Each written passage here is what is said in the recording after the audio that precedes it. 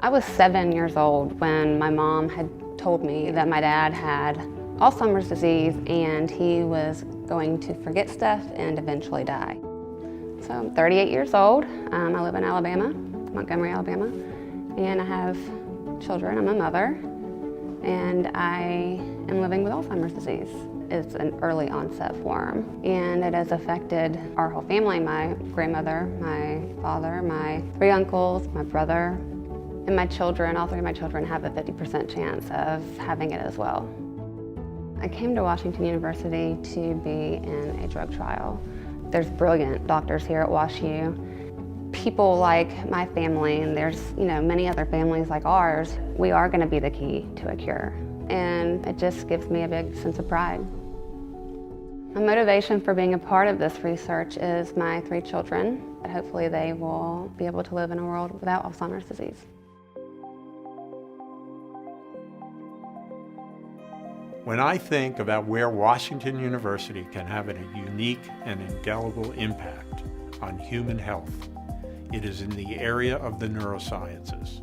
This is the next frontier of science, in which new technologies and a coalescence of great talent at this university can help us address human suffering, things like Alzheimer's disease, depression, suicide, and autism.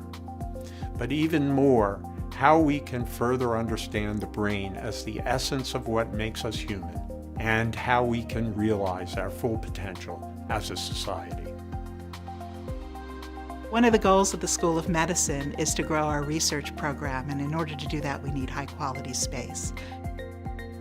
Because we have world-class neuroscience, we wanted to bring all of those neuroscientists together in one place to enable great collaborations and fantastic science. My lab focuses on the pathophysiology of Alzheimer's disease, the way the disease progresses, and that allows us to identify new tests and potentially new targets to treat Alzheimer's disease with. And as those are identified, they can be developed by other groups into diagnostic tests and treatments in the clinic that could be used as part of medical care. The new neuroscience building is going to promote increasing amounts of experiments performed in whole organisms, not simply with cells in a dish. And the significance of doing that is that the answers that we obtain will go much further to help us understand normal brain mechanisms, as well as how to approach the problems having to do with injury and diseases of the brain. We know that the gut microbiome is linked to the development of the immune system. We're learning how much the immune system plays a role in determining the course of neurodegeneration. So we can start connecting the dots. This new building will bring together the finest minds to attack these very vexing and complex and pressing problems from many different perspectives.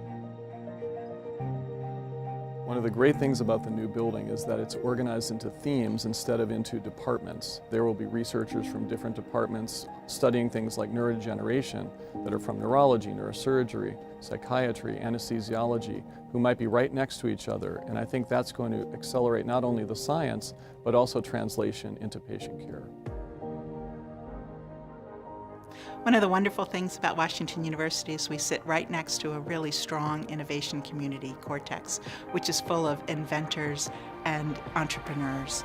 And by placing our new building right at the edge of Cortex, we are enabling and strengthening a bridge between the university research and the innovators.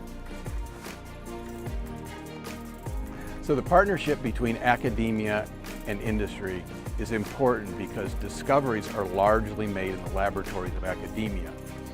The drugs and treatments are developed within industry. So bringing these two together is very important for Washington University and our mission of taking our fundamental science and turning it into better patient care.